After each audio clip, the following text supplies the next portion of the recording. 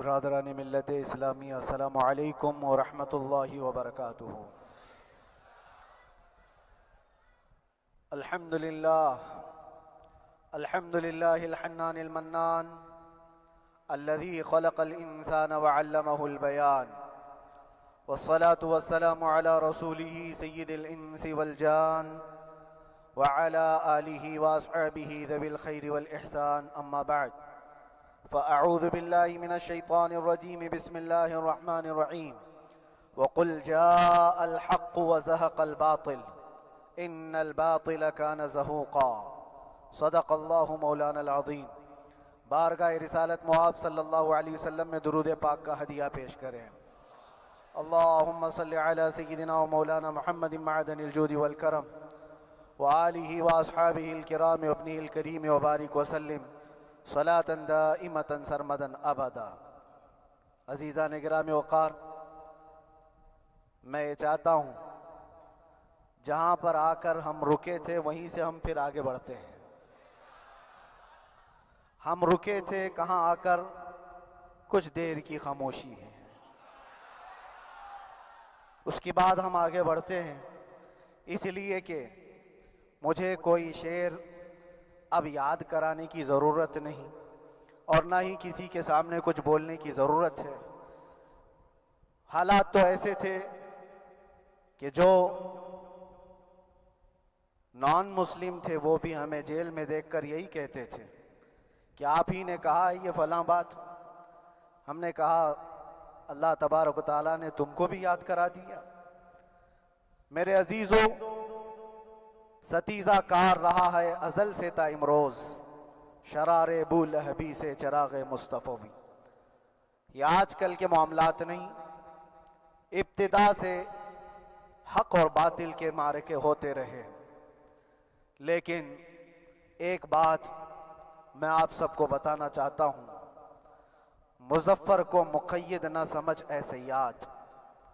سیدنا مظفر حسین کچھوچھوی رحمت اللہ تعالی علیہ جیل گئے تھے، قید میں تھے، تب انہوں نے یہ شعر کہا تھا کہ مظفر کو مقید نہ سمجھ اے سیاد، میری یہ اسیری بھی سنت آبائی ہے۔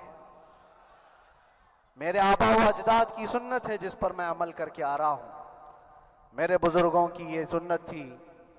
بہرحال جن کو جس راستے سے مجھے گزارنا تھا، لوگوں کے دلوں میں یہ ٹھنڈک تھی شاید کہ زبان بند کر کے چند دنوں کے لیے قید کر دیا جائے، مگر میرا عقیدہ یہ تھا کہ اللہ تبارک و تعالی جب تک چاہے کہ کوئی اس کے لیے پابندی نہیں لگا سکتا۔ وَإِن يَمْسَسْكَ اللَّهُ بِضُرٍّ فَلَا كَاشِفَ لَهُ إِلَّا هُوَ۔ رب تعالیٰ فرماتا ہے اگر اللہ تعالیٰ تمہیں کوئی مصیبت دے تو اس کے علاوہ کوئی ٹال نہیں سکتا۔ وَإِن يَمْسَسْكَ اللَّهُ بِخَيْرٍ فَلَا رَادَّ لِفَضْلِهِ، اور اللہ کسی کو بھلائی دے دے تو پھر اس کو روک بھی کوئی نہیں سکتا۔ مولا تبارک و تعالیٰ اگر کسی کو کوئی مقام عطا کر دے تو ہزاروں کیڑوں کے پھڑپڑانے سے وہ مقام ختم بھی نہیں ہو سکتا۔ اللہ تبارک و تعالیٰ جس کو بڑھانا چاہے اس کے لیے کوئی راستہ رکاوٹ نہیں بن سکتا۔ اس لیے کہ ہم نے تاریخ میں دیکھا ہے پیبند لگے کپڑے پہننے والے، پیروں میں چپل نہیں تھے، جن کے ناخن تک اکھڑ جاتے تھے، لیکن وہ جب چلتے تھے قیصر و کسریٰ بھی کانپتے تھے، جن کا ہی یہ نعرہ تھا ٹل نہ سکتے تھے جنگ میں اگر اڑ جاتے تھے، پاؤں شیروں کے بھی میدان سے اکھڑ جاتے تھے، حق سے سرکش ہوا کوئی تو بگڑ جاتے تھے، ارے تیغ کیا چیز ہے ہم توپ سے بھی لڑ جاتے تھے۔ یہ وہ صحابہ کرام اور اسلاف کرام، ان کا یہ معمول تھا۔ بظاہر ان کے پاس کوئی اسباب نہیں تھے، لیکن اللہ کی مدد تھی، وہ پانی کی طرح بہتے ہوئے چلے گئے، نہ چٹانوں نے ان کا راستہ روکا، نہ دریاؤں نے ان کا راستہ روکا، وہ جس طرف سے جاتے تھے اللہ تعالیٰ ان کے لیے راستے بناتا تھا۔ عزیزان گرامی وقار، کون ہے وہ جو دریائے دجلہ میں اپنے گھوڑے دوڑائے تھے؟ کون ہے وہ جو دریا میں اپنی کشتیاں ڈال کر جلا دیا تھا کہ واپس جانے کا کوئی تصور نہ ہو؟ یہ سب میرے مصطفیٰ کریم کے دیوانوں کی ہی بات تھی۔ اسی لیے آج بھی دنیا گھبراتی ہے تو شانے لوگوں سے نہیں، دیوانوں سے ہی گھبراتی ہے۔ بہت زیادہ چالاک رہنے والوں سے نہیں، دیوانوں سے دنیا گھبراتی ہے، اس لیے کہ دنیا کو پتا ہے، دنیا جانتی ہے کہ دیوانہ کہاں دیکھتا ہے کسی کو پتا نہیں۔ اور یہ اس دیوانے کی بات کر رہا ہوں جس کے لیے اللہ کے حبیب صلی اللہ تعالیٰ علیہ وسلم کی عزت و وقار سب سے اول ہے۔ عزیزان گرامی وقار، آج آپ کے سامنے حاضر آیا، یہ میرے استاد گرامی، مربی، استاذ الاساتذہ، برادر گرامی حضرت العلامہ مفتی زبیر احمد صاحب قبلہ ادام اللہ اقبالہ، جنہوں نے دن رات ایک کر دیے تھے۔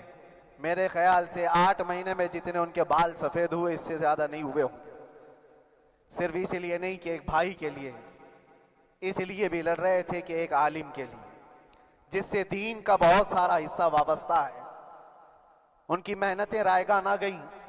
بہت سارے میرے احباب و اقربا، خاص طور پر مدن پورہ اور وکرولی سے، جنہوں نے اپنے گھر بار چھوڑ کر میرے لیے دوڑتے بھاگتے رہے، اللہ رب العزت اس بات کا شاہد ہے، ایک ایک دن اندر میں نے سب کے لیے دعائیں کی ہیں، اور ایسا نہیں کہ کوئی دن بھولا جاتا، اور باہر کی ہمیشہ یہ خبریں آتی رہتی ہیں کہ حالات کیسے کے کیسے ہوتے جا رہے ہیں۔ کبھی اگر گھبراہٹ اور بے چینی ہوتی تو میرے عزیزوں صرف ایک ہی بات ہمارے پاس تھی علاج کے لیے، ایک ہی علاج تھا۔ جب بے چینی بڑھ جاتی، اپنوں سے رابطہ نہیں ہو پاتا اور کسی کے خبر نہ پہنچتی، کھانے پینے کی تکلیفیں، رہنے سہنے کی مصیبتیں جب سر پر آتی تو ایک ہی علاج تھا، ان کے نثار کوئی کیسے ہی رنج میں ہو، ان کے نثار کوئی کیسے ہی رنج میں ہو، جب یاد آ گئے ہیں سب غم بھلا دیے ہیں، جب یاد آ گئے ہیں سب غم بھلا دیے ہیں۔ اس رسول محترم صلی اللہ تعالیٰ علیہ وسلم کا احسان عظیم ہے۔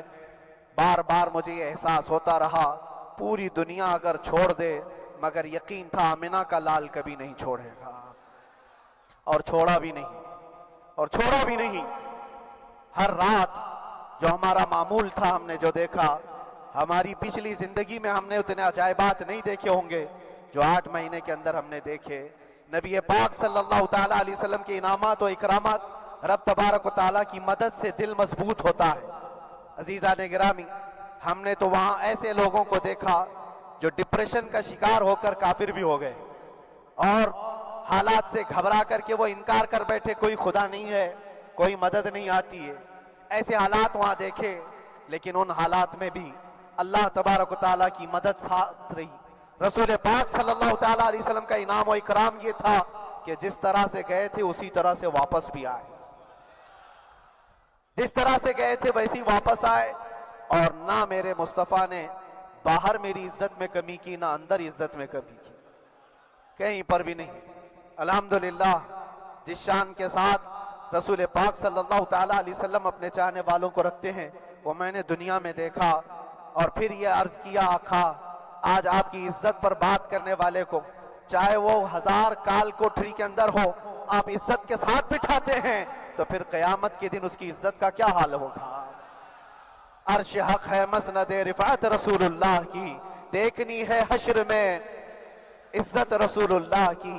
میرے عزیزو، ایک بات کو طے کر کے چلو، انہیں جانا، انہیں مانا، نہ رکھا غیر سے کام، للہ الحمد میں دنیا سے مسلمان گیا۔ اس ایک بات میں جو عزت ہے، دنیا کے کسی مقام و منصب اور مرتبے میں عزت نہیں ہے۔ اور حالات دنیا انشاءاللہ میں سناتا رہوں گا۔ اللہ تبارک و تعالیٰ جب تک یہ زبان رکھا ہے، حق بولتے رہیں گے اور سناتے رہیں گے، اور بھی حالات آپ کو انشاءاللہ العزیز آگے سناتے رہیں گے۔ لیکن آج خصوصیت کے ساتھ میں جمعہ کے لیے اسی لیے حاضر آیا کہ یہاں کے لوگ پل پل یاد کرتے رہے۔ حضرت مجھے ہر بار خبر دیتے کہ جب نماز سے فارغ ہو کر کے میں نکلوں تو مجھے لوگ پکڑ لیتے، کیا ہوا، اب کیا خبر ہے؟ تو جس قدر آپ کی بے چینی تھی، بے قراری تھی، میرے عزیزو، مجھے بھی ملنے کی بے چینی اور بے قراری تھی، لیکن یہ ایک سٹیج تھا جس سے گزارا گیا ہے، ایک مقام تھا جس سے گزارا گیا۔ میں تو ایک نکما آدمی، میں تو ایک کم پڑا ہوا ہوں، لیکن آپ کو بزرگان دین کی اگر تاریخ پتہ ہو، امام اعظم ابو حنیفہ رضی اللہ تعالیٰ عنہ، جن کو ناحق جیل میں رکھا گیا تھا، امام موسیٰ کاظم رضی اللہ تعالیٰ 7 سال تک قید میں رہے۔ یہ کون امام موسیٰ کاظم؟ جن کے دربار میں جانے کے لیے غوث اعظم عبد القادر جیلانی رضی اللہ تعالیٰ 4 کلومیٹر دور اپنی چپل اتار دیا کرتے تھے۔ امام موسیٰ کاظم کا وہ دربار ہے جن کو باب الحوائج کہا جاتا ہے۔ تو اس امام کو 7 سال تک بغیر کسی قصور کے قید میں رکھا گیا، اور حد تو یہ ہے کہ اسی قید خانے میں زہر دے کر کے آپ کو مارا گیا ہے۔ آپ کا جنازہ جیل سے نکلا تھا۔ امام احمد بن حنبل جن کو 5 لاکھ حدیثیں یاد ہیں، نبی پاک صلی اللہ تعالیٰ علیہ وسلم کی، بغداد کے سرے بازار آپ کو ننگی پیٹھ پر کوڑے مارے گئے۔ آپ کو اندازہ ہے بزرگان دین کی ایک لمبی فہرست ہے۔ جب میں وہاں گیا تھا تو ایک بزرگ کی بڑی یاد آئی، وہ تھے حضرت مجدد الفیسانی رضی اللہ تعالیٰ۔ اکبر جیسے ڈکٹیٹر کے سامنے، اس زمانے کے سب سے بڑے ڈکٹیٹر بادشاہ کے سامنے آپ نے حق بات کا اعلان کیا تھا۔ مجدد الفیسانی رحمت اللہ تعالیٰ علیہ نے فرمایا تھا کہ اسلام نام سے جو دین ہوگا وہ محمد عربی کا لایا ہوا ہی دین ہوگا، کسی اور بادشاہ کا بنایا ہوا نہیں ہوگا۔ اس بات پر آپ کو قید میں ڈالا گیا تھا، 8 سال تک قید میں رکھا گیا۔ 8 سال میں بادشاہ مر بھی گیا، بیٹا بادشاہ بنا، لیکن کسی نے آ کر جہانگیر کے سامنے یہ بات رکھی کہ آپ کے باپ نے جس مولانا کو قید میں ڈالا تھا گوالیار کی جیل میں، 8 سال میں جیل کا نقشہ بدلا ہوا ہے۔ تو بادشاہ نے پوچھا ہوا کیا ہے؟ کہا کہ اس مولانا نے 8 سال میں تقریباً 700 قیدیوں کو عالم بنا دیا ہے۔ درس حدیث، درس تفسیر، قرآن کا علم، نمازیں جماعتوں سے وہاں اس طرح ادا ہوتی ہیں جیسے لگتا ہے گنبد خضرا کی چھاؤں میں ہے۔ رب تبارک و تعالیٰ کا یہ احسان عظیم تھا۔ ان 8 مہینوں میں بحمدہ تعالیٰ میں نے اپنی لائف میں کبھی اتنی امامت نہیں کی تھی جتنی وہاں امامت کیا، اس لیے کہ پابندی نہیں ہو پاتی۔ جب جب امام رہا مسجد میں چھٹیاں ہوا کرتی تھی، ادھر ادھر آنا جانا، لیکن وہاں پر کبھی کسی نماز میں چھٹی نہیں ہوئی۔ اور امامت اللہ تبارک و تعالیٰ کو جہاں لینا ہے وہاں لیتا رہے۔ اور مجھے اس بات کا تھوڑا قلق تھا، 24 سال سے میں تراویح سنا رہا تھا، 24 سال، 24 تراویح ہو چکی تھی، رمضان المبارک کا 24 گزر چکے تھے، 25واں سال تھا، ظالموں نے مجھے رمضان سے پہلے اندر کر دیا۔ بار بار یہ خواہش ہوتی تھی کہ میری تراویح چھوٹنے نہ پائے، 25ویں تراویح ہے، 25ویں محراب ہے، لیکن رب تبارک و تعالیٰ کا احسان، اندر موجود سارے مسلمانوں نے یہ مطالبہ کیا کہ ہم یہاں جماعت سے تراویح قائم کریں گے۔ اور اب تک لوگ الم تری کیف والی تراویح کبھی کبھار پڑھ لیا کرتے ہیں، لیکن سارے لوگوں نے مل کر کے یہ اتفاقاً کہا کہ ہم پورا قرآن آپ سے سننا چاہتے ہیں۔ کیسے کیسے قیدی تھے، کیسے کیسے کرائم والے تھے۔ میں نے کہا آج میں 1 دن پڑھاتا ہوں، 1 پارہ پڑھوں گا، آپ کو اگر لگے تو بتا دینا، بھاری پڑ جائے، کیونکہ لوگ سارے کرمنل ہیں اور کئی طرح کے جرائم کیے ہوئے لوگ ہیں۔ نماز دین سے کہاں زیادہ رشتہ، کہاں ہو سکتا ہے یہ گھبرا کر بھاگ جائیں۔ 1 دن پڑھاؤں گا، اگر آپ کو لگے تو بول دینا، نہیں تو کل سے الحمد للہ۔ پہلے دن تراویح پڑھا ہے، دوسرے دن سارے لوگوں نے کہا آپ نے 1 پارہ پڑھایا ہے، سحری تک بھی پڑھائیں گے تو انشاءاللہ کھڑے رہیں گے۔ یہ جو استقامت، یہ ساری چیزیں دلوں کا جمع ہونا اور ہماری طرف دلوں کو پھیر دینا بغیر اللہ کی مدد کے نہیں ہوتا، رسول پاک صلی اللہ تعالیٰ علیہ وسلم کے کرم و احسان کے بغیر نہیں ہوتا۔ وہ تراویح بھی پڑھتے رہے، تفسیر قرآن بھی سنتے رہے اور قرآن کی تعلیم بھی لیتے رہے۔ پھر مجھے اندازہ یہ ہوا کہ رب تبارک و تعالیٰ کی منشا یہ تھی کہ ہماری تراویح کی محراب کی سلور جبلی جیل کے اندر ہو جائے۔ مجھے اس بات کا کوئی قلق نہیں رہا کہ میری کوئی چیز چھوٹ گئی ہے۔ ہاں، عید، بقرعید، محرم، یہ تمام چیزیں لوگوں کی یاد تو رہتی، رشتہ دار، احبا، اقربا کی یاد، لیکن اللہ کی مرضی، میرا رب تبارک و تعالیٰ جو پسند کرے اس میں ہم راضی ہیں۔ اگر مولا یہ چاہتا ہے کہ میں تنہا پڑھوں تو اس کی رضا میں ہم راضی ہیں، اگر وہ چاہتا ہے کہ مجمع ہزاروں میں ہم نماز ادا کریں تو اس کی مرضی پر ہم قائم ہیں۔ عزیزان گرامی وقار، صبر و سکون کے ساتھ جو حالات گزرے اس میں سب سے بڑا کردار آپ سب کی دعاؤں کا ہے، سب کی دعاؤں کا۔ مشائخ، سارے پیران اعظام، تمام سلاسل کے اور ہر مسجد کے امام اپنے محراب اور منبر سے جو دعا کرتے رہے، یہ سارا ذخیرہ میرے لیے اتنا بڑا ہے جس کو میں بیان نہیں کر سکتا۔ ہر ایک کی جانب سے دعائیں، عورتوں بچوں کی طرف سے منتیں، روزے، نہ جانے کیا کیا کر لیا۔ پھر مجھے اندازہ ہوا کہ صرف اپنے آرام، اپنے راحت کے لیے پھڑپھڑانے سے کچھ نہیں ہوگا۔ رب تبارک و تعالیٰ یہ چاہتا ہے کہ پوری امت مل کر کے اس فقیر کے لیے دعا کرے، اور اللہ تعالیٰ کو جب تک منظور تھا تمہاری دعائیں ہوتی رہی۔ بعض لوگوں کو یہ خیال بھی آیا، کچھ میرے احبا اقربا رشتہ داروں نے بھی کہا اتنی ساری دعائیں ہوئی، اتنی ساری دعائیں ہوئی، قبول کیوں نہیں ہوتی؟ ایک بات یاد رکھو، پوری دنیا مل کر کھڑے ہو کر دعا کرے، اللہ کی قدرت پر کوئی کام کرنا واجب نہیں ہے، اللہ پر کوئی چیز واجب نہیں ہے۔ اگر وہ اپنے فضل سے عطا کر دے تو اس کا احسان ہے، اس کا احسان ہے۔ اب چاہے وہ سال بھر میں قبول کرے کہ 5 سال میں قبول کرے، ایک بات یاد آتی ہے میرے عزیزوں، ہماری قید تو 8 مہینے کی ہوگی، ان بزرگان دین کی قید 8 سال 7 سال۔ امام محمد بن حسن عسکری 20 سال تک قید میں رہے، 20 سال تک اندر سلاخوں کے پیچھے بند رکھا گیا۔ یہ اہل بیت اطہار ہیں، ائمہ اعظام ہیں، ان کی تکلیفیں دیکھ کر پھر ہماری تکلیف چھوٹی لگتی، اور پھر نبی پاک صلی اللہ تعالیٰ علیہ وسلم کی یاد آتی۔ صرف اس بات کا ہمیں فخر تھا کہ تم نے کبھی چوری کے الزام میں تو نہیں گرفتار کیا، کسی گھناؤنے الزام میں تو نہیں گرفتار کیا۔ ہاں اگر کسی بات پر گرفتار کیا ہے تو ان سے پوچھو تو اب یہ بولنے میں بھی شرم کرتے ہیں، مولانا کو کیوں گرفتار کیا ہے، مولانا کو کیوں اندر رکھا ہے؟ شرم آتی ہے بولنے میں، کیونکہ انہوں نے کچھ ایسا بولا تھا جس کو بولنے میں شرم آتی۔ کیا بولا تھا میرے عزیزوں؟ یہ ایک الگ کہانی ہے، ابھی میں اس پر کچھ گفتگو نہیں کرتا، اس لیے کہ ہر ایک کو یاد ہو چکی ہے، ہر ایک کو یاد ہے۔ میں اس کہانی کی طرف نہیں جاتا، لیکن اتنا مجھے آج اس ملک میں رہتے ہوئے احساس ہے کہ ابھی بھی انصاف ختم نہیں ہوا ہے۔ انصاف پوری طرح ختم ہو جائے تو اللہ کا عذاب آ جائے گا، اللہ کا عذاب آ جائے گا۔ چند لوگ ناانصافی کر سکتے ہیں، لیکن پوری کی پورے روئے زمین پر رہنے والے انسان ناانصافی کرے، ایسا نہیں ہوتا۔ ہمارے حق میں سپریم کی طرف سے جو انصاف آیا ہے، ہمارے دل میں اس قدر جگہ ہے آج، اور اس قدر احساس ہے کہ ہمیں یہ اندازہ آج بھی ہوتا ہے کہ چاہے کچھ بھی ہو جائے لیکن انصاف پوری طرح سے مر نہیں سکتا، انصاف پوری طرح سے مر نہیں سکتا۔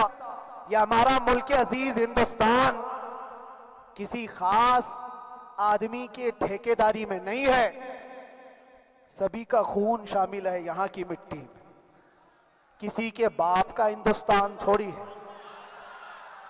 ہمارا بھی ہے، آپ کا بھی ہے، سب کا بھی ہے۔ اور میرے عزیزو پتہ نہیں، یہ بھی شاید راحت اندوری صاحب کا شعر ہے، اور اس سے پہلے بھی کچھ بولا تھا، وہ بھی ان کا ہی تھا، تو ڈینجر ہی ہوا کرتا ہے۔ اللہ تبارک و تعالیٰ آپ سب پر فضل فرمائے، کرم فرمائے۔ جو چیز خاص طور پر بولنی ہے وہ یہ ہے، ان حالات سے آج جو گھبرائے ہوئے ہیں یہ وہ لوگ ہیں جو عیش پرست ہیں۔ میں کسی کو خاص ٹارگٹ کر کے نہیں کہنا چاہتا، لیکن بہت سارے وہ لوگ جو اثر و رسوخ رکھتے ہیں لیکن وہ آگے آنا نہیں چاہتے۔ دین اسلام پر حملے ہوں، حضور پاک کی عزت پر حملہ ہو، کسی کو بولنا نہیں ہے، کیونکہ پتہ ہے دیکھو اس مولانا کو کس طرح کی ہے، اسی طرح دوسروں کو بھی کر دیا جائے۔ جو کمفرٹ زون میں بیٹھنے کے عادی ہو گئے وہ اپنا ایریا چھوڑ کر ہٹنا نہیں چاہتے۔ اگر میں کچھ کہوں گا حضور پاک صلی اللہ تعالیٰ علیہ وسلم کی ناموس کے لیے تو میرا عیش خطرے میں آ جائے گا۔ اکثر کی یہی سوچ ہے، میرا تو اپنا دھندا ہے، میرا بزنس ہے، میرے بیوی بچے ہیں، ہو سکتا ہے مولانا کو کسی چیز کی فکر نہیں ہوگی۔ آپ کو میں بتاؤں، آپ کو اندازہ نہیں ہمارے دل میں ہمارے بچوں کی کتنی محبت ہے۔ میرے بھی چھوٹے سے بچے ہیں، جب وہ جیل کی سلاخوں کے سامنے آ کر آنسو بہاتے تھے تو دل پر چھریاں چلتی تھی. وہ بچے جو ہمیشہ ہمارے سینے پر سوتے رہے, آج میں ان کو چھو بھی نہیں سکتا. جب وہ سلاخوں کے پیچھے کھڑے ہو کر دور سے رو کر کے چلے جاتے 15 منٹ, تو کیا ہمارے دل میں بچوں کی محبت نہیں؟ کیا ہمارے گھر بار نہیں, ہماری بہنیں, ہمارے بھائی, ہماری ماں نہیں؟ کتنے تو دن ایسے ہوئے کہ میری ماں کو دورے پڑتے رہے یاد کے لیے. تو کیا وہ ہمارے اوپر کیفیت نہیں آتی کہ ہم خامخواہ یہ مصیبت کیوں مول لیے؟ میری بیٹی تو جھگڑا کرتی اس بات کو کہ کیوں آپ اکیلے ہو, بہت سارے لوگ ہیں سب کا خیال کرتے ہوئے. لیکن میرے عزیزو, یہ ان کی اپنی محبت ہے. سارا ایک پریوار اور اس سے زیادہ میرے شاگردوں کی ایک دنیا ہے. کتنے ایسے ہیں, میں جانتا ہوں کہ 8 مہینے تک نرم غذا نہیں کھائی میرے ان بچوں نے. میں جانتا ہوں ان کا صرف یہ خیال تھا کہ اندر پتہ نہیں جیل میں آپ کیا کھا رہے ہوں گے, ہم یہاں نرم غذا نہیں کھائیں گے, گوشت مچھلی نہیں کھائی. حالانکہ یہ کوئی چیز تمہارے اوپر واجب نہیں تھی. یہ حالات میں اس لیے بتا رہا ہوں میرے عزیز, کسی کے وہم و گمان میں اگر یہ ہے تو نکال دے کہ میرے آس پاس کچھ نہیں ہے, میں کسی کو چاہتا نہیں, یا میرے ساتھ محبتیں نہیں ہیں. کثرت سے محبت کرنے والے لوگ ہیں میرے پاس. میرے ان بھائیوں کی اور میرے بہنوں کی, میرے گھر والوں کی محبت تو ایسی ہے کہ ان کے گھروں کے بچوں کے معاملات بھی بغیر مجھ سے پوچھے نہیں ہوتے. اگر 8 مہینے اندر رہا تو کسی کا رشتہ نہیں تو بات چیت بھی نہیں ہے. رشتہ نہیں ہوگا جب تک یہ نہ آئے. سارے کام ڈیپینڈ رہتے تھے. مجھے بھی ان تمام چیزوں کا احساس ہے, لیکن یہ سب چیزیں ایک طرف, میرے مصطفیٰ کی عزت اپنی طرف.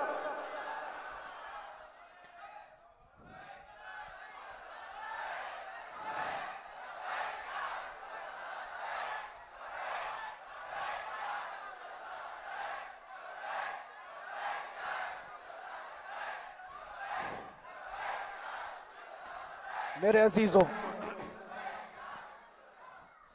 ہر ایک کے آنسوں کے قطرے میں نے دیکھے, بھائیوں کے, بہنوں کے, میرے پاس ملنے کے لیے میرے جو شاگرد آتے ان کے. یہ اکثر جب جیل کی دیوار پر آ کر کھڑے ہوتے, ان کی آنکھیں لال, یہ آنسو بہاتے 15 منٹ ملاقات کر کے چلے جاتے. آپ کو کیا اندازہ ہے اندر کے حالات ایک دن 1 سال کے برابر لگنے لگتا ہے. گھٹتے رہتے, لیکن ایک بات کا احساس بار بار ہوتا کہ یہ ساری محبتیں ایک طرف ہے, لیکن ہم جس کے لیے کھڑے ہوئے ہیں اس کی محبت میں کوئی سمجھوتا نہیں, اس کی محبت میں کوئی سمجھوتا نہیں. ایمان اسی کا نام ہے, لا یؤمن احدکم حتی اکون احب الیہ من والدہ وولدہ والناس اجمعین. تم میں سے اس وقت تک کوئی پورا مومن نہیں ہو سکتا جب تک کہ اپنی اولاد, اپنے مال دولت, اپنے ماں باپ, سب سے زیادہ اپنے رسول سے محبت نہ کرے. دعا یہی کرتے رہو جب حضور پاک کا معاملہ آئے تو ساری دنیا ایک طرف ہو جائے. میں نے ایک واقعہ پڑھا تھا اندر ہی, حضرت خالد بن ولید رضی اللہ تعالیٰ ایک قلعے پر اچانک حملہ آور ہوئے تھے. وہ قلعے میں موجود جو دشمنان اسلام تھے ان کی پارٹی چل رہی تھی. بڑے بڑے قالین, صوفے بچھے ہوئے, تشتوں میں قیمتی کھانے رکھے ہوئے تھے. خالد بن ولید کے ساتھ جو لشکر ہے, یہ تو وہ غریب صحابہ تھے جو پیون لگے کپڑے پہنتے, ایک کھجور پر پورا دن گزارتے. جب یہ اس قلعے پر حملہ آور ہوئے تو دشمنان اسلام جو تھے وہ مقابلہ کرنے کی ہمت نہ جٹا سکے, بھاگ گئے. سارا مال سب چھوڑ کر بھاگ گئے, بغیر کسی جنگ کے, بغیر کسی قتل قتال کے پورا قلعہ فتح کیا خالد بن ولید. اب سنو, جو صحابہ تھے وہ مال غنیمت جمع کر رہے تھے, کیونکہ یہ عرب کے لوگ ایسے مہنگے قالین نہیں دیکھے تھے, ایسے مہنگے صوفے, اتنی قیمتی غذائیں انہوں نے دیکھی نہیں تھی. سب جمع کرنے لگے. خالد بن ولید نے کہا, خبردار, ہاتھ مت لگانا, سب ہٹ جاؤ. سب ہٹ گئے. چند صحابہ کو بلایا, یہ سب جمع کرو, اس کو آگ لگا دو. پورا مال غنیمت جو تھا آگ لگا دیا. تو جو صحابہ تھے وہ کہنے لگے, کیا یہ اچھا ہوتا ہے یہ سب میں آپ تقسیم کر دیتے؟ یہ بہت قیمتی چیزیں ہیں، عرب میں ہم لے جاتے تو یہ بہت مہنگی چیزیں ہیں۔ خالد بن ولید نے کیا کہا جانتے ہو؟ کہا اگر تم کو بھی ان تمام چیزوں کی عادت لگ جائے تو تم بھی ویسے ہی بھاگو گے جیسے یہ بھاگے۔ یہ آج جو ہمارا مقابلہ کرنے کی طاقت نہ لا سکے اور بھاگ گئے، اس کی وجہ یہ ہے کہ وہ عیش پرست ہے، عیاشی ان کے اندر تھی جس کی وجہ سے وہ کھڑے نہ ہو سکے، اور جب یہ عیاشی آئے گی تم کھڑے نہیں ہو سکو گے، کھڑے نہیں ہو سکو گے۔ آج میں یہی بات دہرانا چاہتا ہوں، جو بہت بڑے چہرے لے کر بیٹھے ہوئے ہوں، وہ سیاسی اثر اور رسوخ رکھنے والے بھی کمفرٹ زون میں رہنا چاہتے ہیں۔ میں چند لوگوں کو چھوڑ کر کہہ رہا ہوں، اکثر کا حال یہ وہ سوچتے ہیں کہ ہمارے اس دائرے سے نکلیں گے تو ہمارا عیش خطرے میں آ جائے گا، گھر بار خطرے میں آ جائے گا۔ یہ دنیا کی محبت انسان کو بزدل بناتی ہے، بزدل بناتی ہے۔ اس لیے میرے عزیزو، آپ جب کبھی یہ بات آئے، ایک طرف میرا پورا خاندان، ایک طرف میرے عیش کی زندگی اور ایک طرف رسول پاک کی عزت کا معاملہ، تو آپ مجھے بتاؤ آپ کس بات کا فیصلہ لیں گے؟ اسی بات کا فیصلہ لینا ہوگا نبی پاک صلی اللہ تعالیٰ علیہ وسلم کی عزت کی خاطر تمہیں اس بات کا فیصلہ لینا ہوگا۔ اپنا سب کچھ گنبد خضرا کل بھی تھا آپ، میرے نبی سے میرا رشتہ کل بھی تھا آپ، اور بتلا دو گستاخ نبی کو غیرت سنی زندہ ہے، ان پہ مر مٹنے کا جذبہ کل بھی تھا آپ۔ بس یہ جذبہ باقی رہے، ہم کسی کو لڑنے کے لیے، مرنے کے لیے، مارنے کے لیے میدانوں میں اتارنے کی بات نہیں کرتے۔ میں اکثر اپنی تقریروں میں کہا کرتا ہوں، یا آپ سے پہلے بھی کیا، اگرچہ میری تقریروں کو ڈائیورٹ کیا جاتا ہے، آج بھی بہت لوگ ہوں گے، بلکہ آج مدن پورہ کا یہ پہلا جمعہ ہے، مجھے اندازہ ہے پورا ہندوستان نہیں باہر بھی سب کی نظریں اس پار ہیں کہ آنے کے بعد یہ کیا بولتا ہے، آنے کے بعد یہ کیا بولتا ہے۔ سب اسی انتظار میں ہیں، میں سب کو ایک ہی میسج دوں گا، آنے کے بعد وہی بولے گا جو پہلے بولتا تھا۔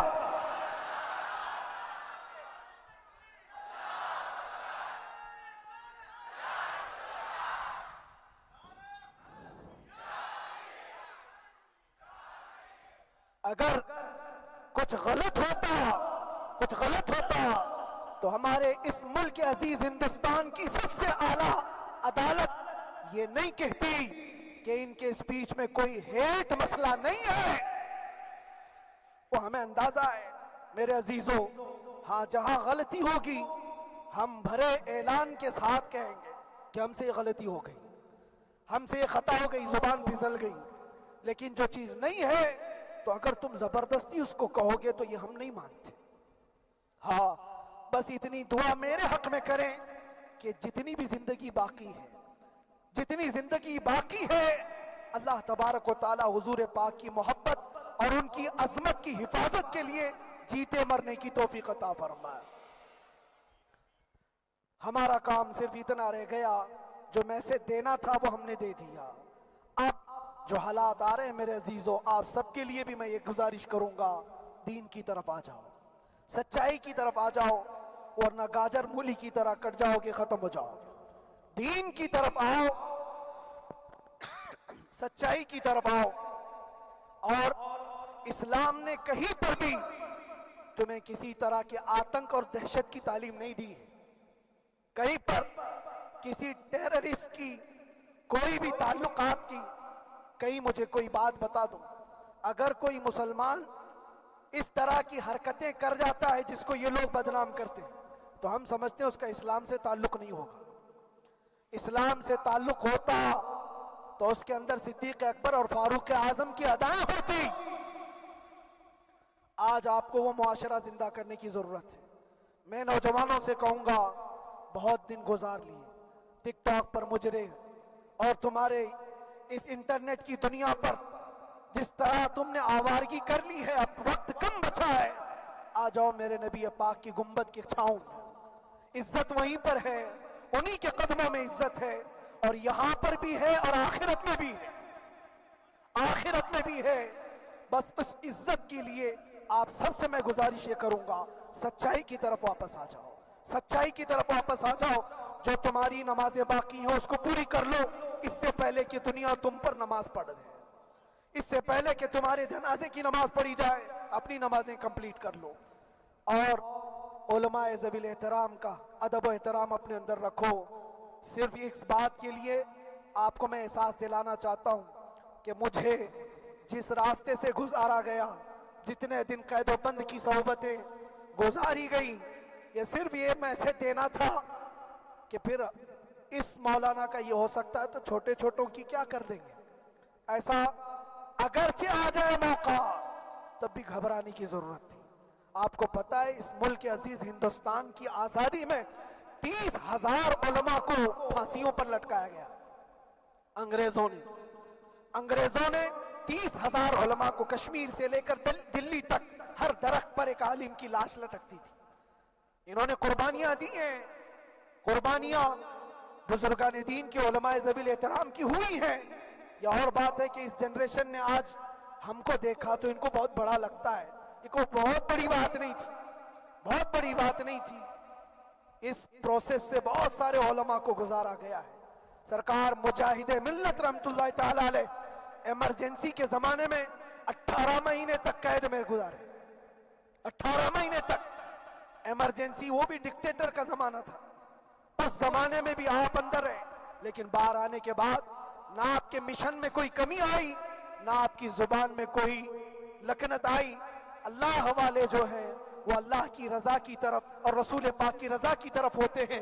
ہم سب بھی اس مشن کو آج یہاں سے زندہ کرتے ہیں، جہاں سے ہم چھوڑے تھے وہیں سے آگے بڑھتے، جہاں سے ہم چھوڑے تھے وہیں سے ہم آگے بڑھتے ہیں۔ کسی کو اگر کچھ برا لگتا ہے تو وہ اس کے سمجھ کا قصور ہے، اس کے فہم کا قصور ہے۔ ہم نے کسی کو ٹارگٹ کر کے کبھی کہا نہیں، بلکہ یہ تو کامن بات ہے، ایک تو کامن کہی جانے والی بات ہے۔ فخر سے اگر کوئی آدمی اپنے گھر میں کہے کیا بات ہے مولانا آج صبح سے تمہارے گھر میں کچھ ہلچل نہیں ہے، کچھ ہلچل نہیں ہے، ہو سکتا ہے تمہارے گھر میں کوئی نہ ہو، تم اکیلے بیٹھے ہو، بیوی کہیں گئی ہے، ماں کہیں گئی ہے، گھر میں کوئی بنانے والا نہیں ہو، گھر میں خاموشی ہے، تو تم اگر اس کو جواب دے دو کہ کچھ دیر کی خاموشی ہے، شام میں آ جائے گی، کچھ دیر کی خاموشی ہے، شام میں آ جائے گی، تو کیا گناہ کیا، کیا گناہ کیا؟ اس کے حالات پر وہ بول رہا ہے، اس کے گھر میں خاموشی ہے اسی لیے بول رہا ہے۔ ہم نے بھی اسی لیے کہا کچھ دیر کی خاموشی، اسی لیے کہ ہم جانتے ہیں اسلام وہ نہیں ہے جو یہاں دکھ رہا ہے آج، اسلام تو وہ تھا جو صدیق اکبر کے زمانے کا تھا، اسلام تو وہ تھا جو فاروق اعظم کا تھا، اسلام تو وہ تھا جو عثمان غنی اور حیدر کرار کا تھا۔ تو وہ جو ہلچل تھی وہ خاموش ہے، صلاح الدین ایوبی کا دور تھا، وہ اسلام کی ہلچل تھی۔ تو میرا گھر آج خاموش ہے، اس لیے تو میں پکار کر کے رہا ہوں کچھ دیر کی خاموشی ہے، اور ہمیں اپنے رب سے یقین ہے یہ خاموشی ایک شام ٹوٹے گی، کوئی صلاح الدین آئے گا۔ اور اللہ تبارک و تعالی ہم سب کے اس عزم اور حوصلے کو زندہ رکھے، اور آپ سب کی محبتوں کو سدا سلامت رکھے، اور میرے آقا صلی اللہ تعالی علیہ وسلم کے قدموں پر مر مٹنے کی ہمیں توفیق عطا فرمائے۔ وآخر دعوانا الحمدللہ رب العالمین، لبیک یا رسول اللہ۔